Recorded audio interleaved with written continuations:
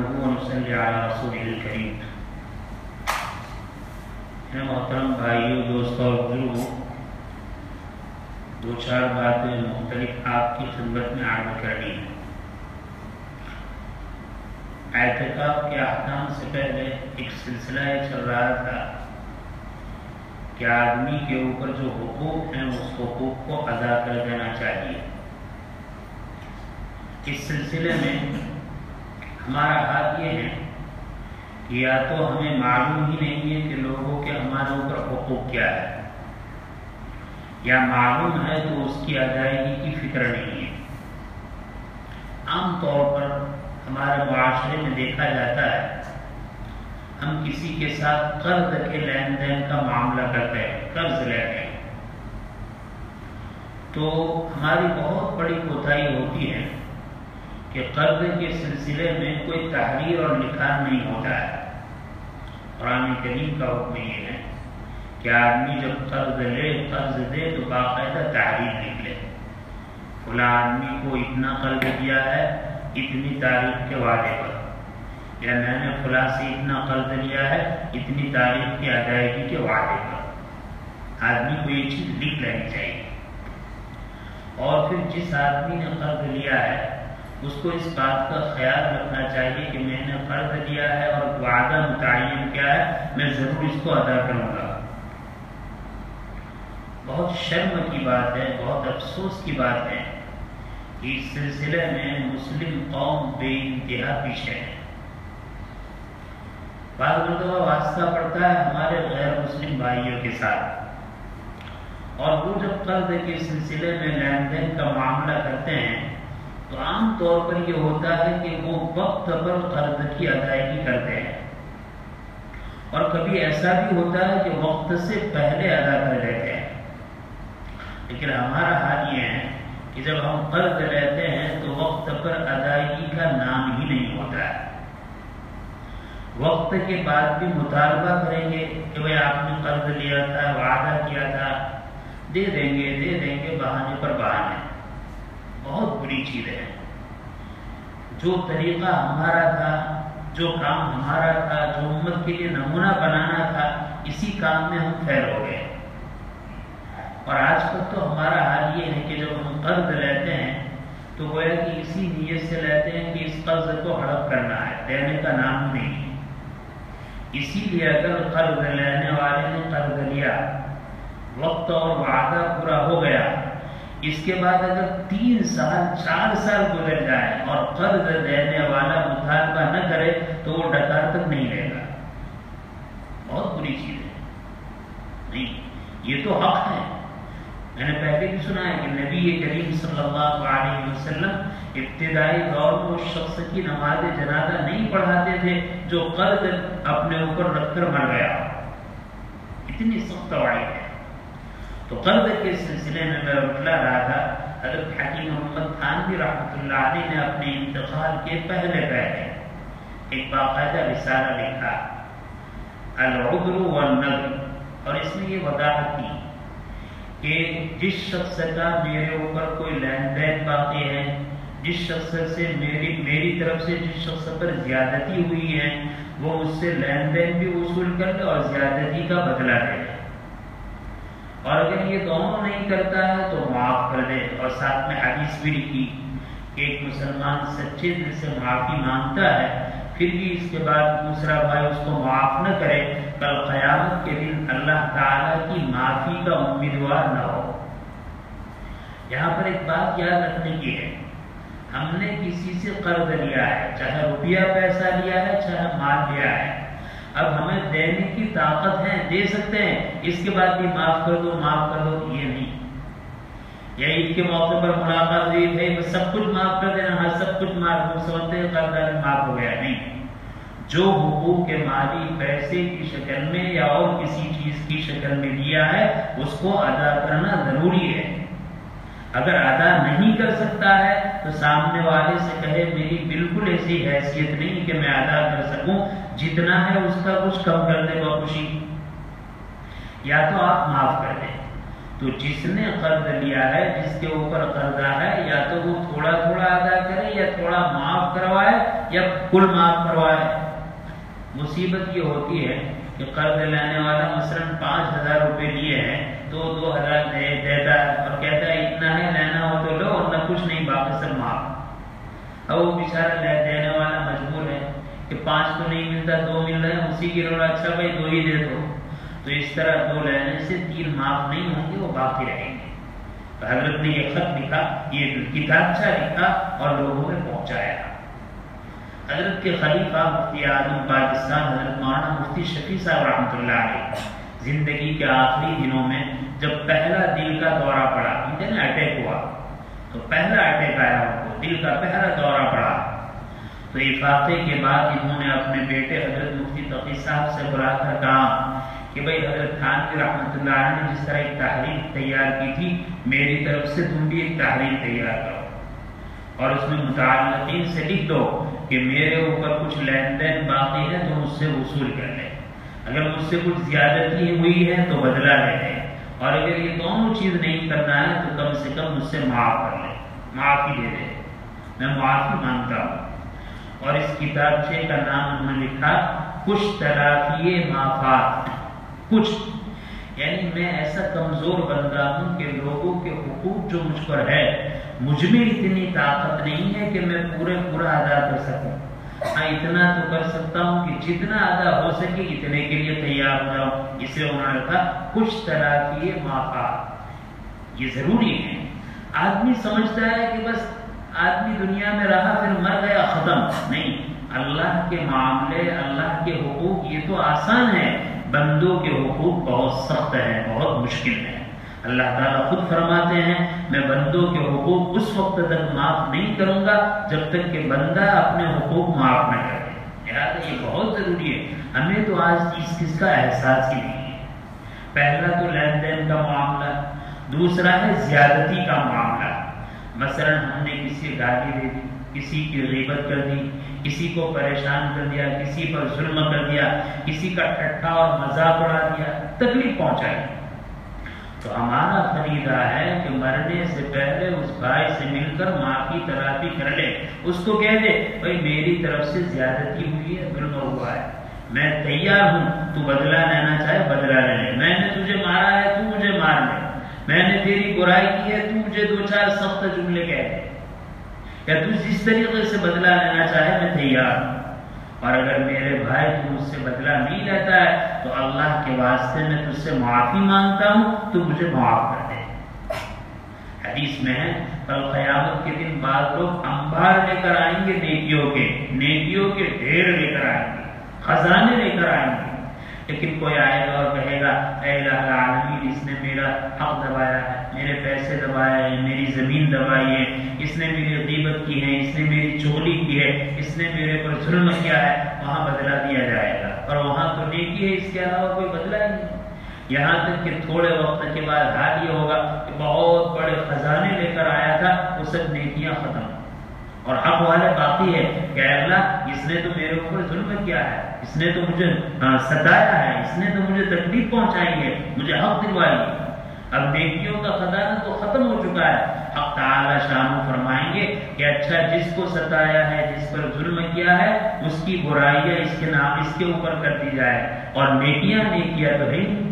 تو یہ کہ جتنی نیکیاں لے کر آیا وہ تو ختم، اپنے گناہ اپنی برائیاں تو موجود، اور ساتھ میں جس کے حق دبایا ہے، جس کو تکلیف پہنچائی ہے، جس کو ستایا ہے، ان کے گناہ بھی اس پر ڈال دیے جائیں گے۔ بہت کٹھن مسئلہ ہے، اللہ تعالیٰ اس سے ہماری حفاظت فرمائے۔ تو آدمی کو چاہیے کہ اس معاملے میں احتیاط کرے۔ دوسری بات یہ آپ کو کرنی ہے، میں اپنے بھائیوں سے، اپنے محلے والوں سے، اپنی بستی والوں سے عرض کروں گا کہ جیسے جیسے رمضان کے دن ختم ہوتے جا رہے ہیں، ابھی رمضان پورا ہونے سے پہلے ہماری غفلت بڑھ رہی ہے، نمازوں میں بھی غفلت بڑھ رہی ہے، تلاوت میں بھی غفلت بڑھ رہی ہے۔ پہلے تو ماشاءاللہ ہمارا عام نوجوان ظہر کے بعد، عصر کے بعد تلاوت کا اہتمام کرتا تھا، اب اس میں بہت کمی نظر آ رہی ہے، اور ایسا لگتا ہے کہ قرآن پورا ہوتے ہوئے حفاظ میں بھی یہ کمی آ جائے گی۔ نہیں، عبادت کرنے کے بعد عبادت کا ذوق بڑھنا چاہیے، عبادت کی قبولیت کی علامت ہی ہے۔ اگر پہلے عشرے میں کچھ کوتاہی ہے تو دوسرے میں اس کی تلافی ہو جانی چاہیے، اور اگر دوسرے میں بھی کوئی کوتاہی رہی تو تیسرے میں تو اس کا بہت زیادہ اہتمام ہونا چاہیے۔ میں اپنے بھائیوں سے بہت محبت سے عرض کروں گا، مسجد کو آباد کرنے کی فکر کریں۔ اور دیکھو، نفس و شیطان ہمارا دشمن ہے، وہ مسجد میں بیٹھ کر بھی ہمیں مسجد میں ضائع کرتا ہے۔ عربی مجلس میں ہماری باتوں کی مجلسیں، ہماری لغویات کی مجلسیں ختم نہیں ہوئی ہے۔ میں بہت محبت کے ساتھ کہوں گا، یہ ہمارا کام نہیں ہے۔ ہم مسجد کے اندر آئے ہیں، عبادت کے لیے آئے ہیں، ہماری گفتگو بات چیت نہیں ہونی چاہیے۔ خاص کر کے نماز کا وقت قریب ہوتا ہے، لوگ انفرادی عبادت میں ہوتے ہیں، اور ہمارا حال یہی ہوتا ہے کہ ہم غب شپ میں مشغول ہیں، یعنی بات کرنے کے لیے گھر پر اور باہر ہمیں موقع نہیں ملا۔ اب جو بات رہ گئی ہے وہ ساری باتوں کے کرنے کے لیے مسجد ہی ہے۔ مسجد عبادت ہے، عبادت کے لیے ہے، اللہ کا گھر ہے، اللہ کی عبادت کے لیے ہے۔ اگر اس میں ایسی چیز کی جائے گی تو آدمی بجائے اللہ کے قریب ہونے کے بہت دور ہوگا۔ تیسری بات جو ہمارا مضمون چل رہا تھا کہ آدمی گناہوں کو چھوڑے، گناہوں سے بچے۔ ڈاکٹر عارفی رحمۃ اللہ علیہ فرماتے ہیں، پہلے تو یاد کی گناہ کیا ہے، ایسا آپ سمجھے کہ آپ کا ایک بہت بڑا محسن اور خیر خواہ ہے۔ مثال کے طور پر آپ کے باپ ہیں، آپ کے نانا ہے، آپ کے دادا ہے، اور انہوں نے آپ کے ساتھ خیر خواہی یہ کی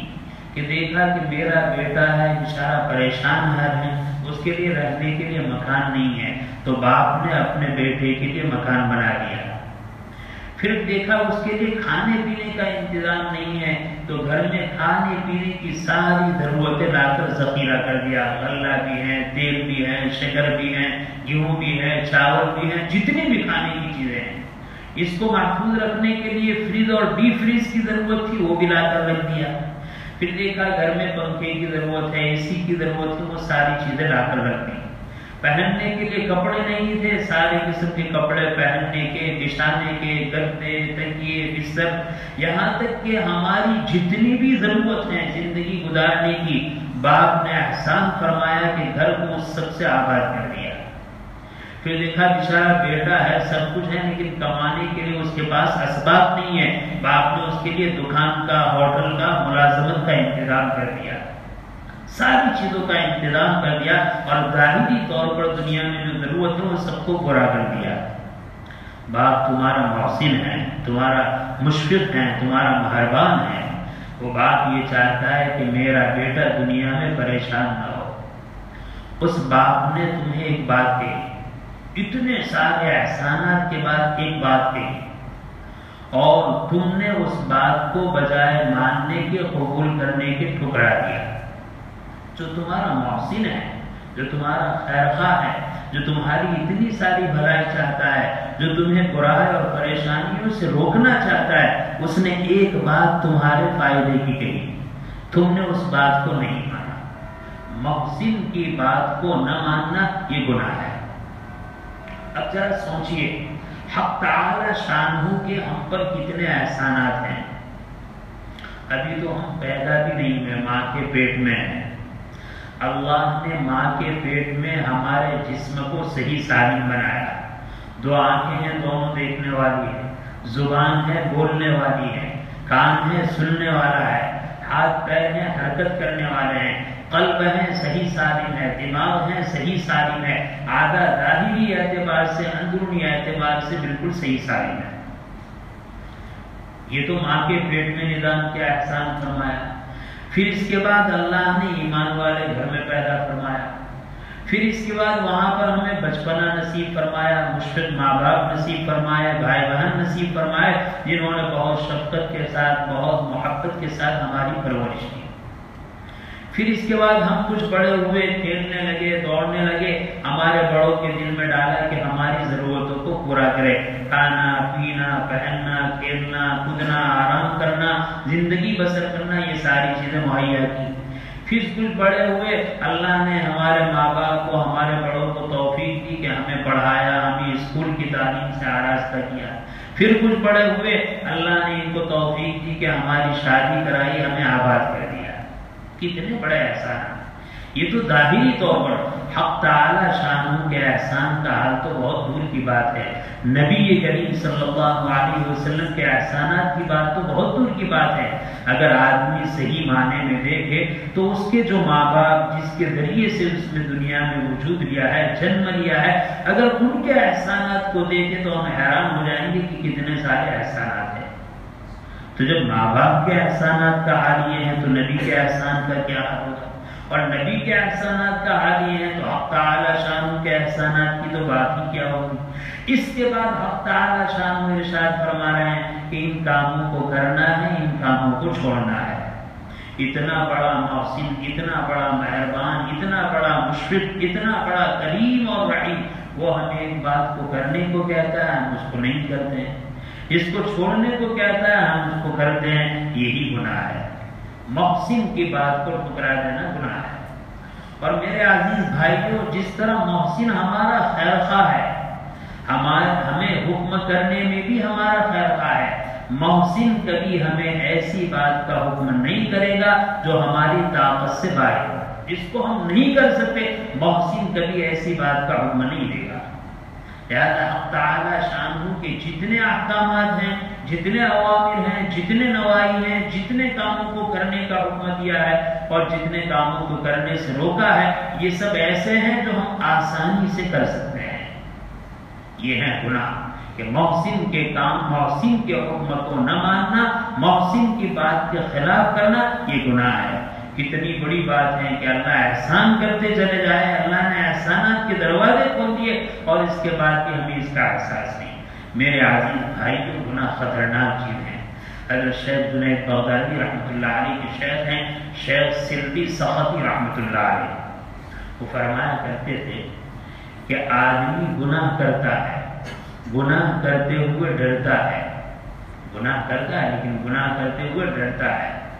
اور گناہ کرنے کے بعد اس کے دل میں ندامت پیدا ہوتی ہے۔ جس آدمی کا دل ایسا ہے کہ گناہ کرتے ہوئے ڈر محسوس ہو اور گناہ کرنے کے بعد ندامت، شرمندگی اور افسوس ہو، وہاں تک تو اس کو مایوس ہونے کی ضرورت نہیں،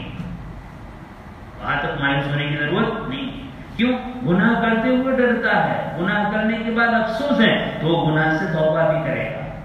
حضرت فرماتے ہیں لیکن جو آدمی گناہ کرتا ہے اور گناہ کرتے ہوئے ڈرتا نہیں ہے، گناہ کر لینے کے بعد ندامت اور افسوس نہیں ہے، یہ بہت خطرے کی چیز ہے، یہ خطرناک چیز ہے، آدمی کو گمراہ کر دے، آدمی کو بے راہ کر دے، آدمی کو جہنمی بنا دے۔ تو ہمارا حال ہمیں سوچنے کی ضرورت ہے کہ ہم سے اگر کوئی گناہ ہو گیا تو اس گناہ کے ہوتے ہوئے ڈر محسوس ہوتا ہے؟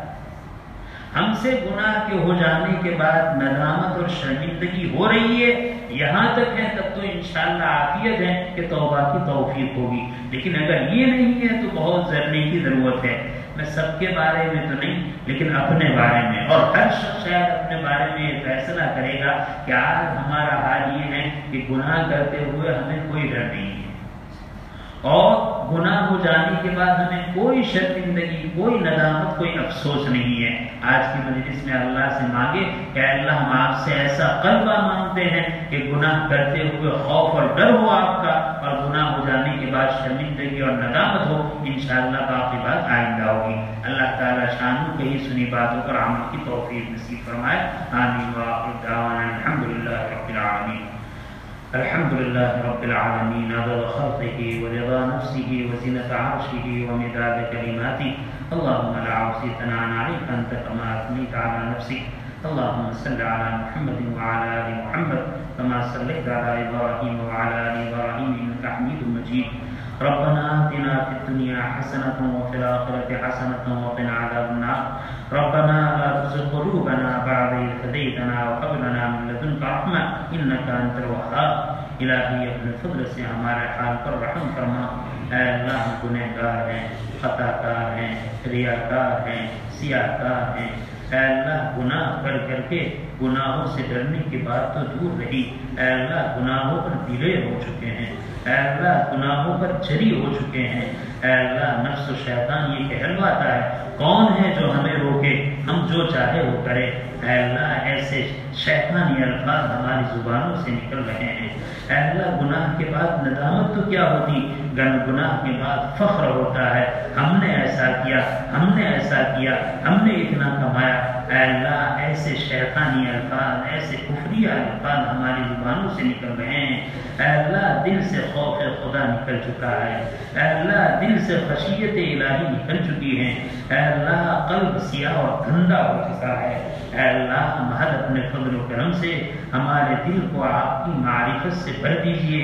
آپ کی خشیت سے بھر دیجئے، تقوی سے آباد کر دیجئے، اے اللہ دل کی دنیا بے انتہا بدل چکی ہے، بے انتہا بگڑ چکی ہے، اے اللہ قرآن سنتے ہیں، تیرے حبیب کا فرمان سنتے ہیں، لیکن دل ایک لمحے کے لیے بھی ایک قدم آگے بڑھنے کے لیے تیار نہیں ہے، اے اللہ نصائح بیکار ہو رہی ہیں، اے اللہ تلاوت کوئی اثر نہیں کر رہا ہے، اے اللہ ہمارا دل تو اتنا گندا ہو چکا ہے، خبیث ترین ہو چکا ہے، کریم آقا دلوں کو بھید کو جاننے والے، دلوں کو صاف کرنے والے خدا ہمارے دلوں کو صاف کر دے، اے اللہ ہم پاپی ہیں، اے اللہ پاپیوں کو معاف کر دیجئے، اے اللہ پاپیوں کو متقی بنا دیجئے، اے اللہ آپ ہی کی شان ہے، آپ گنہگاروں کو عاصی کو متقی بنا دیتے ہیں، آپ ایک نظر میں بدل دیتے ہیں، اے اللہ ہمارے احوال کو بدل دے، ہمارے دل کو بدل دے، ہماری برائیوں کو نیکیوں سے بدل دے،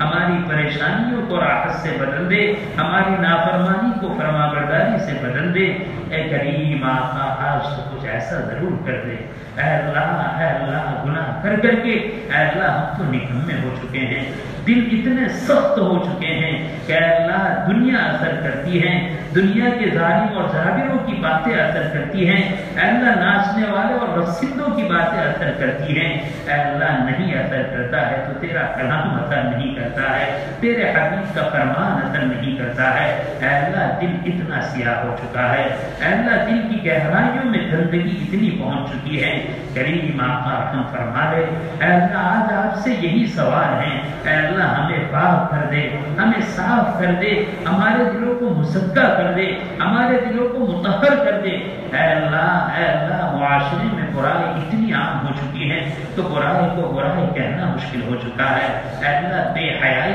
عام ہو چکی ہے، زنا کاری عام ہو چکی ہے، رشوت خوری عام ہو چکی ہے، غیبت چغلی حسد بغض عداوت کینہ عام ہو چکا ہے، اے اللہ کون سی برائی ہے جس کو برائی جاننے کے بعد ہم نے چھوڑا ہو، کون سی نیکی ہے جس کو نیکی جاننے کے بعد ہم نے کیا ہو، اے اللہ نیکیوں کو چھوڑتے رہے اور برائیوں کو کرتے رہے، اے قادر مطلق آپ کی ذات قادر تھی اور قادر ہیں، اسی وقت ہمیں پکڑ لیتے، ہمیں سزا دیتے، ہمیں دنیا کے سامنے ذلیل اور رسوا کر دیتے، کریم آقا تیری شان رحیمی کا صدقہ آپ نے پردہ پوشی فرمائی، اے اللہ ہماری نادانی کا تو یہ حال تھا، ہم گناہ کر کے اس کو ظاہر کرتے رہے، اے اللہ گناہ کو دیکھ کر پردہ پوشی فرماتے رہے، اے پردہ پوشی کرنے والے خدا اب تو ہمیں سبات دے دے، اب تو ہمیں ہدایت دے دے، اب تو ہمارے حال کو بدل دے، اب تو ہمیں پاکیزہ بنا دے، اے کریم آقا ہم تو لوٹ چکے ہیں، ہم تو پیٹ چکے ہیں، اے اللہ ہم تو برباد ہو چکے ہیں، اے بربادوں کو آباد کرنے والے خدا ہمیں آباد کر دے، ہمیں آباد کر دے، ہمیں سچی پکی توبہ نصیب فرما، اے اللہ گناہوں سے بچنے کا اہتمام نصیب فرما،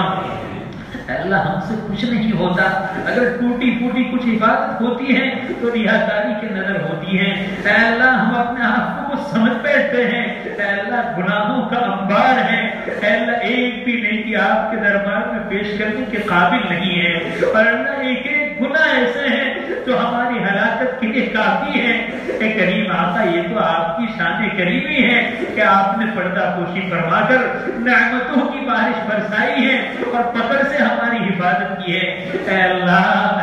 جس طرح یہاں آپ نے ستاری کا معاملہ فرمایا، اے اللہ میدان محشر میں قیامت کے دن کی ستاری کا معاملہ فرمائیے، اے کریم آقا غفاری کا معاملہ فرمائیے، فرمائیے، اے اللہ ہمیں معاف کر دے، اے اللہ ہمیں معاف کر دے، اے اللہ ہم سے راضی ہو جائیے، اے اللہ ہم سے راضی ہو جائیے، اے اللہ آپ جس سے راضی ہوتے ہیں اس سے نیک کام کی سعادت ملتی ہے، اے اللہ ابھی تک ہمیں نیک کاموں کا جذبہ پیدا نہیں ہوا ہے، نیک کاموں کا میلان پیدا نہیں ہوا ہے، نیک کاموں کی طرف رغبت نہیں ہوئی ہے، اے اللہ جو حال رمضان سے پہلے تھا وہی حال اب بھی ہے، اے اللہ